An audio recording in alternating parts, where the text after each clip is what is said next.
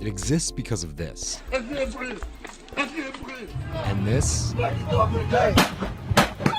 And this. You shot 4 bullets into him, sir.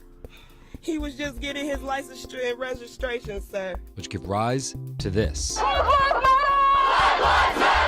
Black Lives Matter is a hashtag, a rallying cry, a movement. And it lies directly at the intersection of race relations and deadly force in America. So here's the situation. The US government doesn't keep an official count of shootings by law enforcement, but an ongoing Washington Post tally identified 990 fatal shootings by law enforcement in 2015. Of the 93 unarmed civilians killed by police in these cases, more than 40% were black, despite the fact that black people make up 13% of the nation's population. In 1992, when Los Angeles police officers were acquitted over the beating of black cab driver Rodney King, there was anger, there were riots, but there was no movement. Today, the difference is social media. But how did this movement start? In 2012, Trayvon Martin was gunned down by George Zimmerman, who wasn't a cop, but a neighborhood watch volunteer who claimed he shot Martin in self-defense. After Zimmerman's acquittal in 2013, the phrase Black Lives Matter debuted as a hashtag on Twitter and at signs on protest rallies around the nation. It reemerged in a big way a year later, when Michael Brown was shot by Ferguson police officer Darren Wilson, and a protest freedom ride to Ferguson took place under the Black Lives Matter banner. More than 500 people from 18 cities attended, and in August of 2014, the hashtag Black Lives Matter was used more than 52,000 times. Now here's the argument.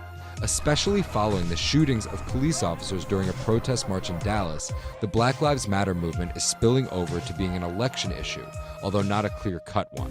While Hillary Clinton is staunchly in favor of the Black Lives Matter movement, she hasn't impressed the movement's leaders. Protesters disrupted a Clinton speech at a private fundraiser, as well as a speech by her husband, former President Bill Clinton. I love protesters, except when they won't let you answer. On the other side, Donald Trump isn't favored much either. You're going to hear it once. All lives matter. Trump has been critical of the Black Lives Matter protesters and has said the revolution will not be televised, but it will be social medialized while our police forces are quietly being militarized, and suddenly a beef between Drake and Meek Mill rises and you're blinded. But you better wake up. All that we have is us. There is no justice, it's just us. There is no justice, it's just us. It's not instant. It's not chicken noodle soup in a cable's can, nor is it microwavable. And it won't get 100 likes on Instagram, be Snapchatted, revined, or retweeted. Why? Because it's truth. It's truth in its highest form. It's conversations held with the Most High on behalf of my fallen brothers. Because lately, them losing their lives is becoming higher than any other. It's teddy bears and balloons tied to street corners across this nation. It's for those of you who actually believe the 13th Amendment granted your emancipation. We've got to do a better job of keeping their souls alive. Justice! You see, when the marches and rallies begin to fade away, and daily life takes precedent, I am haunted by the souls of my fallen brothers asking me if their lives even had value. And I answered them yes. I couldn't even possibly begin to speak without you. Every time my pen meets paper, it's honoring you. These moments must be turned into movements. These moments must be turned into movements. Amadou Diallo was a moment. Justin Baker was a moment. Timothy Stansbury Jr. was a moment. Jonathan Ferrell was a moment. Oscar Grant was a moment. Trayvon Martin was a moment. Eric Gardner was a moment. The little black boy that's being killed right now by the police will not be another moment. Michael Brown's body laid in the street for 4.5 hours. And if that doesn't remind you of our ancestors' lynchings, then you must have missed the message that America was sending. Black lives matter. Black Lives Matter is an international activist movement originating in the African American community that campaigns against violence and systematic racism towards black people. Black Lives Matter regularly holds protests speaking out against police killings of black people and broader issues such as racial profiling, police brutality, and racial inequality in the United States criminal justice system.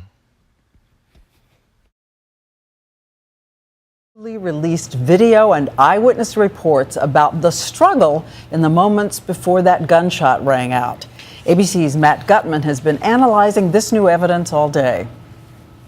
A first look at how that fateful night began for Trayvon Martin, buying Skittles and iced tea at the 7-Eleven. And tonight, police recordings where, for the first time, we hear eyewitnesses describe Zimmerman's behavior in the seconds after the shooting. The guy had his hands in the air saying, "The gun's on the ground. I shot this guy in self-defense." To another witness, Zimmerman seemed dazed. Looked like he just got his butt whooped. Not shocked, but like just getting up, just basically getting up from a fight.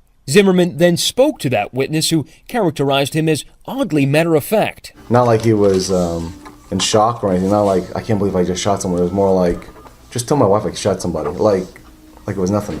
The prosecution has hours of recordings like these, hundreds of pages of documents, but lost to history the 80 seconds after Zimmerman told the 911 operator he was following Martin. Are you following him? Yeah. Okay, we don't need you to do that. And the first calls from neighbors reporting a fight. The guy yelling help. Oh my God. Hurry up, they're right outside my house. From what I've heard, there is no eyewitness to it. There's no videotape of it. There may be some audio inferences that we'll see. And that hits at the heart of this case. It could all hinge on what happened in those missing 80 seconds. We don't know for certain who approached who. We don't know for certain who provoked it. Now, Sanford police, Diane, continue to insist that In 2013, the movement began with the use of the hashtag Black Lives Matter on social media after the acquittal of George Zimmerman and the shooting death of the African-American team Trayvon Martin. Colin Kaepernick, a quarterback for the San Francisco 49ers, is mixed race and decided to make a silent personal demonstration against racial injustice and police brutality. The unexpected impact of his action has shown others that he can be politically active while being a professional athlete. Colin Kaepernick decided to kneel during the national anthem before a game to show others that it is not wrong to protest against the injustices in America. Like this, to be the end game for you. That's basically. I mean, ultimately, it's to bring awareness and make people, realize what's really going on in this country. There are a lot of things that are going on that are unjust, people aren't being held accountable for, and that's something that needs to change. That's something that, this country stands for freedom, liberty, justice for all, and it's not happening for all right now. Is this something that's evolved as a philosophy in your mind, and how has this kind of progressed that you make a stand like this? It's something that I've seen, I've felt, wasn't quite sure how to deal with originally, and it is something that's evolved. It's something as I've gained more knowledge about, what's gone on in this country in the past, what's going on currently. These aren't new situations. This isn't new ground. It's things that have gone on in this country for years and years and have never been addressed, and they need to be. Will you continue?